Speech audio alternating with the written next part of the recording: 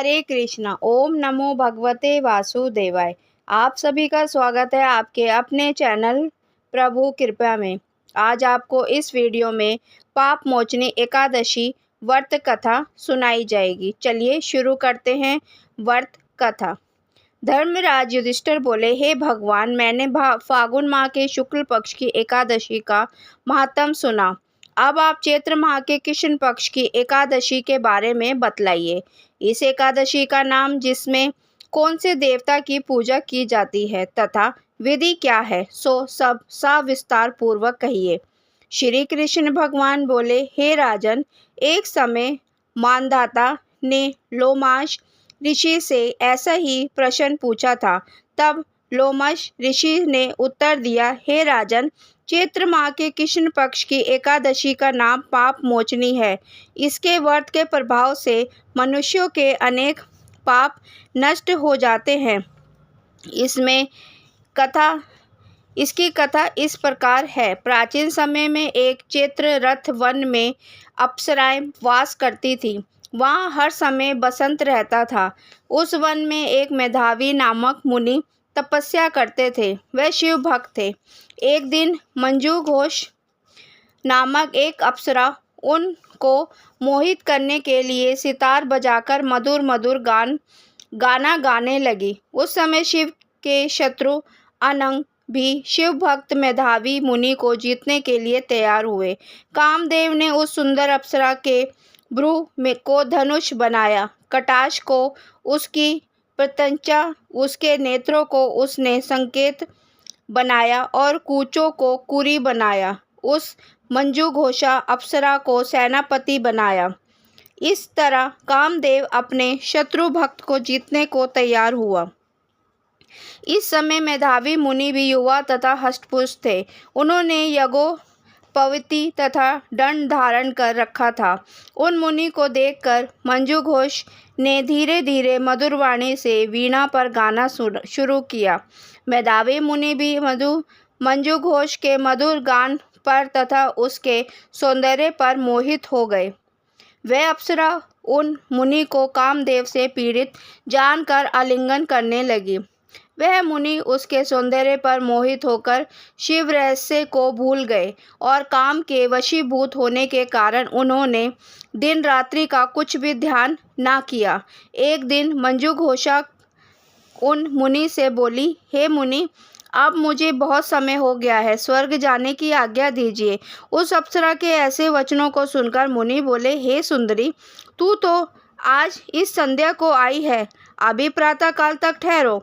मुनि के वचनों को सुनकर वह उनके साथ रमण करने लगी और बहुत समय बीत गया।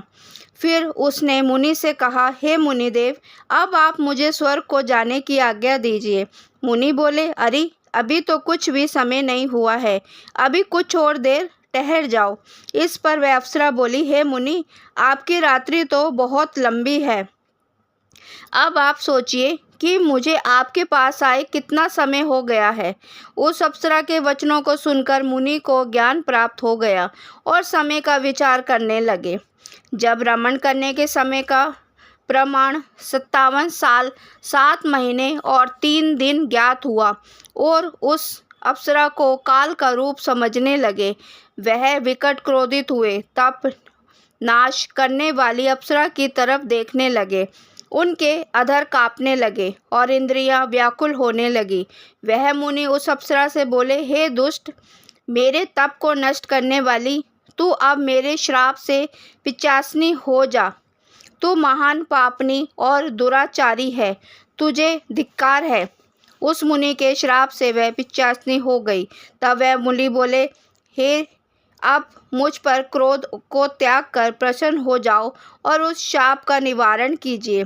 तब मुनि को कुछ शांति मिली और पिशाचिनी से बोले, हे दुष्टा, मैं तुझे शाप से छूटने का उपाय भी बतलाता हूँ। चैत्र माह के कृष्ण पक्ष की जो एकादशी है, उसका नाम पाप मोचनी है।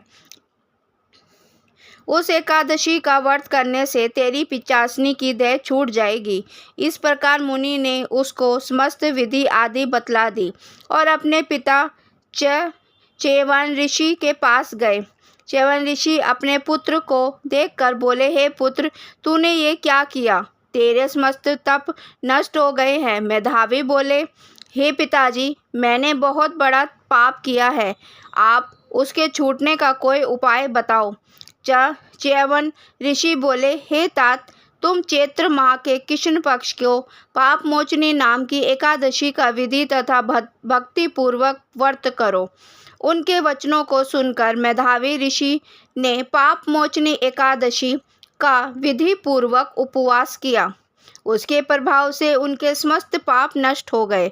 मंजुघोषा अप्सरा भी पाप मोचनी एकादशी का व्रत करने से पिशाचनी की देह से छूट गई और सुंदर रूप धारण करके स्वर्गलोक को चली गई। लोमश ऋषि बोले, हे राजन, इस पाप मोचनी एकादशी के प्रभाव से सब पाप नष्ट हो जाते हैं।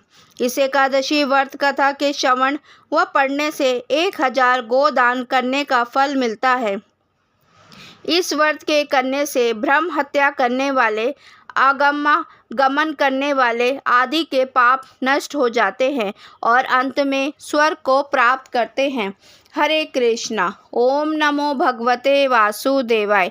आप सभी को पाप मोचनी एकादशी व्रत की बहुत बहुत शुभकामनाएं। हरे कृष्णा।